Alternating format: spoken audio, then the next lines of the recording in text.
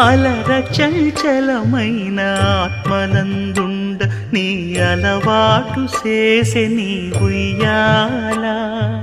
అలర చంచలమైన ఆత్మనందుండ నీ అలవాటు చేసే నీ ఉయ్యాల. పలుమారు ఉచ్ఛ్వాస పవనమందుండ నీ భావంబు తెలిపే నీ ఉయ్యాల.